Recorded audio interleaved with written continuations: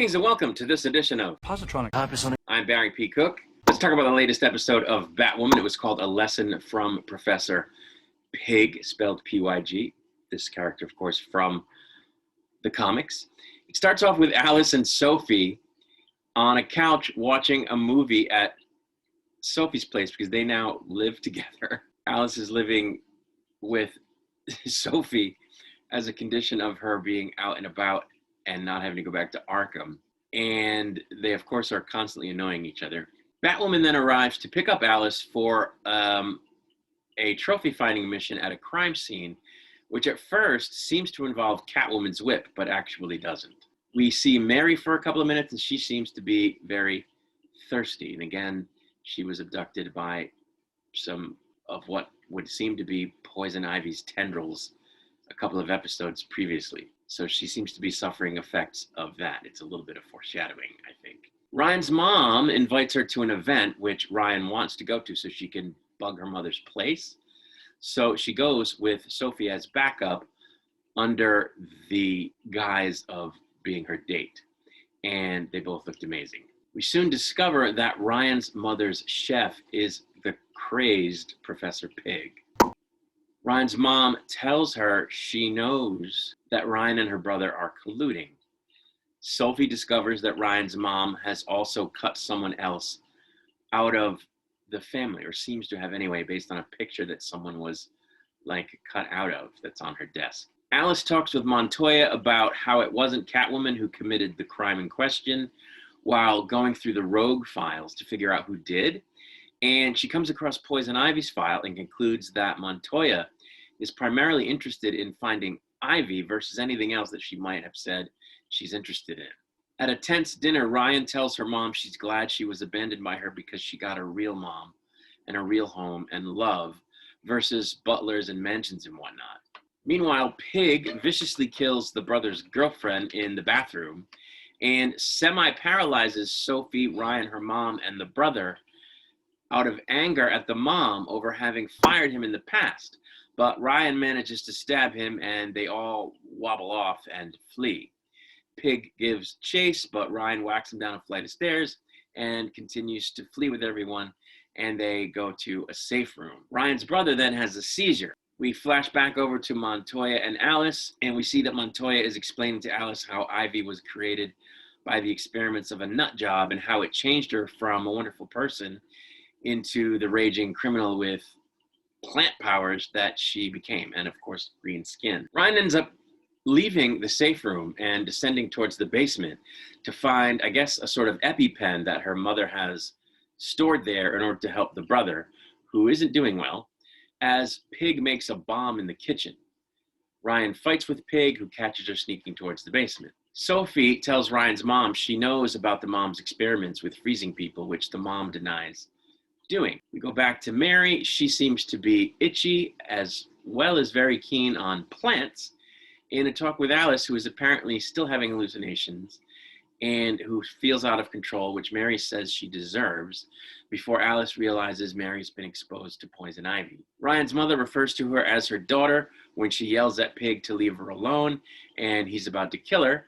And when he goes to manage the mother, Ryan injects herself with the EpiPen so that she can recover from her paralyzation, and she starts fighting with Pig, who the brother ends up killing rather viciously, much to his mother's shock when he runs in to help in the fight after having been injected with an EpiPen himself.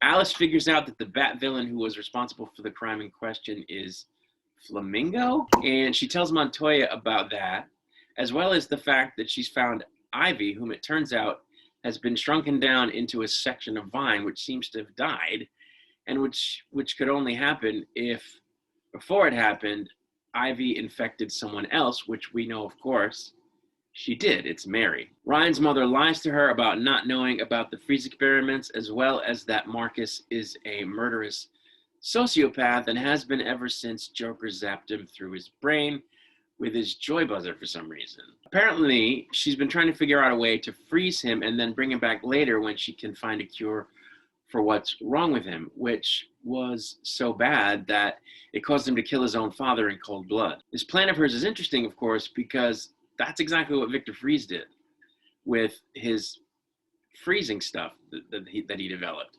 When Nora got sick, he froze her until he could find a cure for what she was sick from. That was his plan anyway. It didn't work out that way, but she's now trying to do the exact same thing. Kind of interesting.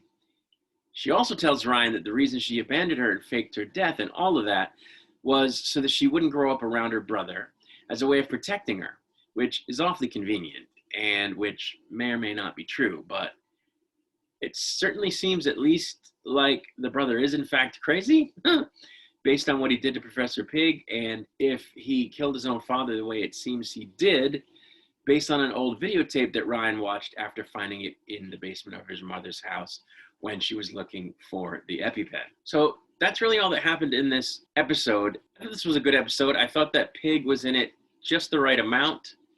It was enough for a cool appearance by a classic Bat villain, and they didn't dwell on it. They didn't make it some ridiculous thing. He was just there, and he menaced everybody, and then it was done. So I thought it was cool. They should have been doing more of this stuff from the beginning. I've said that a million times. I don't know why they titled the episode about him, but that's okay. The real crux of this episode was furthering the relationship between Ryan and her mother, and it took an interesting turn. The question is it true that she only did what she did to Ryan to protect her from her brother, who was already a few years old when she was born and already obviously out of his mind, according to her story? It's possible, but it's also possible that it's baloney.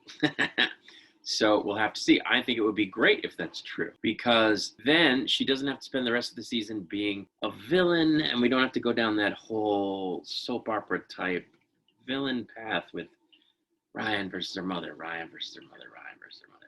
That would just be terrible, which I was saying last week when I talked about how I was afraid that that's what they were going to do, as opposed to continuing to do villain of the week stuff, which I think is much better, which they did in the early part of the season, and are continuing to do, but which they did in the early part of the season without much of the mother part. So I think I would like that better, keep the mother thing to a minimum. I'm glad that she said what she said in this episode, and I'm hoping it's true, and it could be. So that's really it.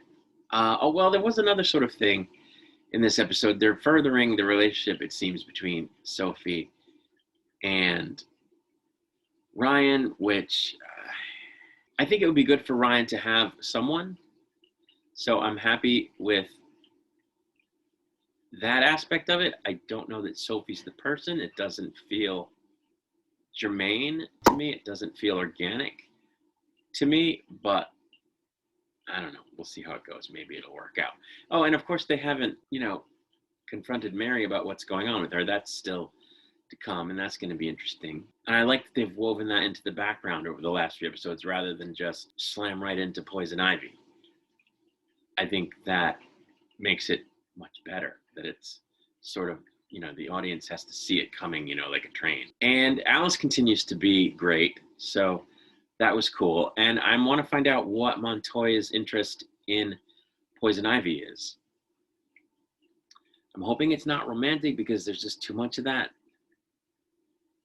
This one's romantic with that one, that one's romantic with this one. But anyway, we'll have to wait and see. That's all I have to say about this episode. I'll be back with a review of the next episode once it airs. Until then, of course, I wish you all peace and long life.